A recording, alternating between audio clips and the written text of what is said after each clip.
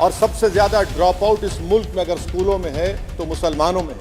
10 साल में इस सरकार में कोई हद नहीं छोड़ी है गलत हुक्मरानी की, और कोई हद नहीं छोड़ी इस मुल्क के अवाम नास को तर्क करने की। मगर 10 साल में 9.5 साल में क्या हुआ, एक मजहब को मजबूत कर दिया गया। ऐसा लगता है कि वैसा ही लग रहा है कि प्रधानमंत्री नहीं है बल्कि पुजारी सम्राट बन चुके हैं वो। अगर आप आर्टिकल 32 का ड्यू प्रोसेस ही खत्म कर देंगे तो फिर मेरे पास क्या बचेगा सर? रात के अंधेरे में अपील किए बगैर आप आरे लेकर रास्ता खोल देते हैं। आप 500 साल की बात करते हैं। मैं आपसे कहता हूं भाई 500 साल पे मत जाइए, बौद्ध पे जाइए, जैनिज्म पे जाइए, शैविज्म पे जाइए। कि भारत ने यूनेस्को का इलेक्शन पाकिस्तान से हार गया, हम पाकिस्तान से हार गए। ये आपकी फॉरेन पॉलिसी है क्या? नरेंद्र मोदी ने पार्लियामेंट को नॉमिनेट किया या पार्लियामेंट ने नरेंद्र मोदी को प्रधानमंत्री बनाया? बताइए। असदुद्दीन ओवैसी जी। मोहतरम चेयरमैन साहब, आपका बेहद शुक्रिया कि आपने मुझे सदर जमहूरिया के खुतबे पर बोलने का मौका दिया। सर, मैं हस्ब आदत और हस्ब रिवायत उसकी मुखालिफत में खड़ा हूँ, और सदर जमहूरिया के खुतबे को अगर आप देखेंगे सर, तो उसमें पूरे खुतबे में लफ्ज़ मुसलमान तो छोड़िए, लफ्ज़ अक़लियत भी इस्तेमाल नहीं हुआ है। और मैं बड़ी ज़िम्मेदारी के साथ आपके सामने अर्ज़ कर रहा हूँ कि भारत में 14% मुसलमान जो आबादी के लिहाज से 17 करोड़ आते हैं, वो आज पिछले 10 साल में नरेंद्र मोदी की सरकार में अपने आप को एक गैर यकीनी कैफियत में पाते हैं। अपने सोचते हैं कि हमारी शनाख्त को ख़तरा है, हमारे वजूद को ख़तरा है। और मैं बड़ी ज़िम्मेदारी के साथ कह रहा हूँ कि जज्बात में लाए बगैर कह रहा हूँ कि आज 17 करोड़ मुसलमान अपने आप को ऐसा समझते हैं कि जिस ज़माने में हिटलर के ज़माने में यहूदी अपने आप को समझते थे। और उसकी मैं बताता हूँ क्यों समझते हैं, बताता हूँ आपको चंद मिनट में। सर, मिसाल के तौर पर आप देखिए खुतबे सदारत के हिस्से तहरीर का 32वां पैराग्राफ, 32 पैराग्राफ में ड्रॉप आउट रेट का जिक्र हुआ, स्कूलों में इंदराज यानी एनरोलमेंट का जिक्र हुआ, एससीज का नाम लिया गया, एसटीज का नाम लिया गया, ओबीसीज का नाम लिया गया, लफ्ज़ अक़लियत का नाम नहीं लिया गया, मुसलमान तो छोड़िए। और सबसे ज़्यादा ड्रॉप आउट इस मुल्क में अगर स्कूलों में है तो मुसलमानों में है। सबसे कम एनरोलमेंट अगर है तो मुसलमानों में हायर एजुकेशन में। गवर्नमेंट का डेटा है सर कि मुसलमानों का जो स्टूडेंट ड्रॉप आउट है वो 14.42 से क्लास 1 से शुरू होता, और वो क्लास 6 और 8 को पहुंचे अब तक वो 10.76 को पहुंचता है। ये गवर्नमेंट का डेटा है, यानी क्लास 1 से क्लास 6 8 तक ये हाल है। आपने क्या किया सर इस बजट में? प्री मैट्रिक स्कॉलरशिप को सिर्फ 9th क्लास तक महदूद कर दिया, और इसमें आपने पैसे कम कर दिए प्री मैट्रिक स्कॉलरशिप में। और सर 2022-23 का बजट आप देखिए, 5026 करोड़ रुपए दिए गए थे, जिसमें से सिर्फ 663 करोड़ इस्तेमाल हुए। अब आप आ जाइए सर, AISHE का डेटा है कि हायर एजुकेशन में मुसलमानों का 8.5 ड्रॉप आउट रेट हुआ है। 2020-21 में गवर्नमेंट का डेटा बता रहा है कि 1,80,000 मुसलमान हायर एजुकेशन में नहीं है। प्री मैट्रिक स्कॉलरशिप को आपने 423 करोड़ था, उसको आपने इस साल 326 कर दिया। मौलाना आज़ाद फेलोशिप को 45 करोड़ कर दिया। MCM जो 44 करोड़ था 33 करोड़ कर दिया। बताइए, जो सबसे ज़्यादा जिसका कम्युनिटी का ड्रॉप आउट रेट है और जो हायर एजुकेशन नहीं, उससे आप ये बर्ताव करते हैं। सर, दूसरी बात यह है कि हम ये देख रहे हैं कि 10 साल में इस सरकार में कोई हद नहीं छोड़ी है गलत हुक्मरानी की, नफरतों को भड़काने की, कोई हद नहीं छोड़ी गलत फहमियों को फैलाने की, और कोई हद नहीं छोड़ी इस मुल्क के अवाम नास को तर्क करने की। इस 10 साल में हमने क्या देखा सर? जमहूरियत हमारे वतन अजीज की को बचाना बहुत ज़रूरी है। ये गरीबों के लिए और कमज़ोरों की एक बहुत बड़ी ताकत है। मगर 10 साल में, 9.5 साल में क्या हुआ? सिर्फ एक शख्स को मजबूत कर दिया गया, एक मजहब को मजबूत कर दिया गया, एक आइडियोलॉजी, एक नजरिए को मजबूत कर दिया गया, एक शनाख्त को सब शनाख्त के आगे दूसरी शनाख्तों को मिटाने की कोशिश की गई, एक जबान को मजबूत कर दिया गया, तो हमारी जमहूरियत तो खोखली हो चुकी है। और सर, कोई भी हुकूमत और पार्टी सिर्फ जबर और इस्तेसाल पर कायम नहीं रह सकती है सर।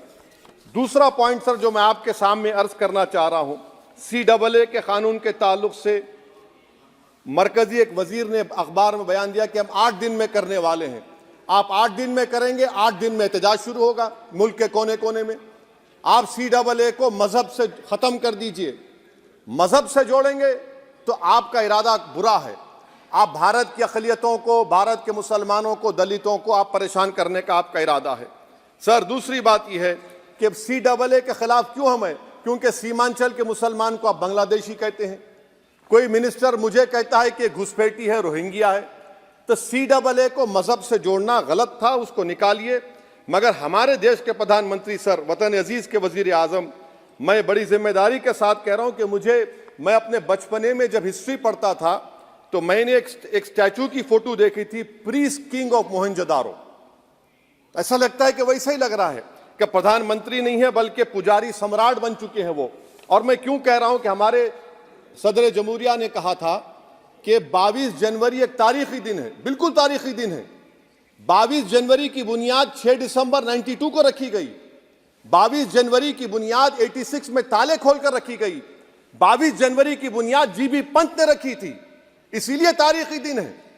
और तारीखी दिन इसलिए भी है कि सर, इसी ऐवान में 16 दिसंबर 1992 को हमने एक रेजोल्यूशन पास किया था।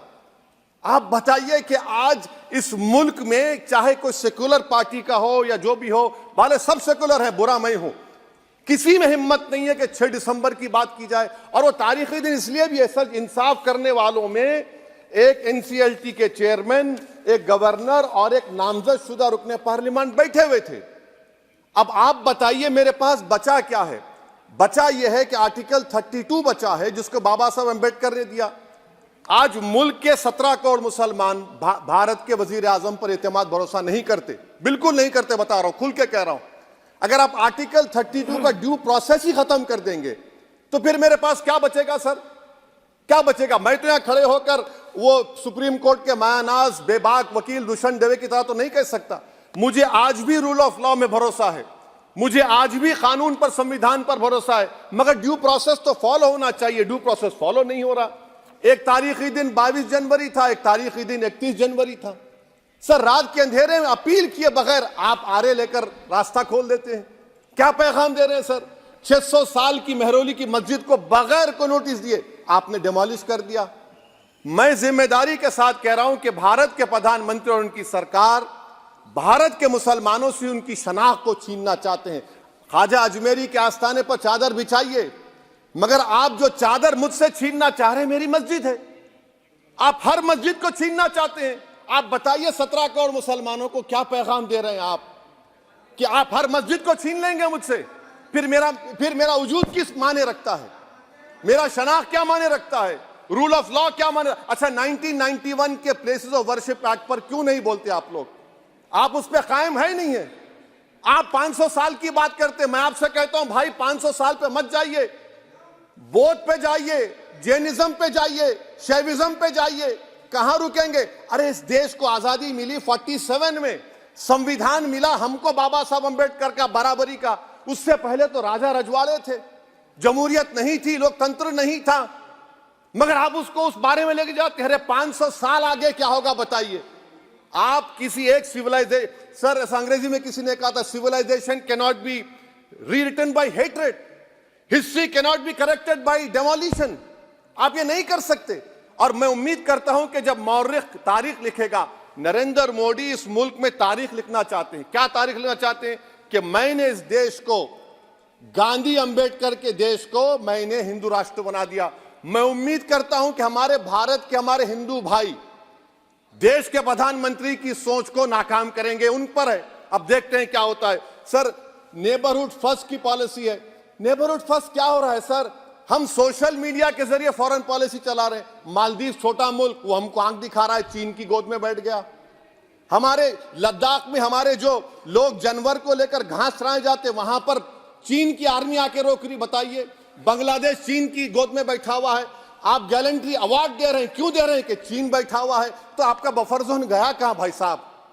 आपका बफर जोन तो कहां गया नहीं मालूम, गायब हो गया बफर जोन। और दूसरी बात सर, आप ये भी देख लीजिए कि यहां पर मैं आपको इंपॉर्टेंट पॉइंट ये बताना चाह रहा हूं सर।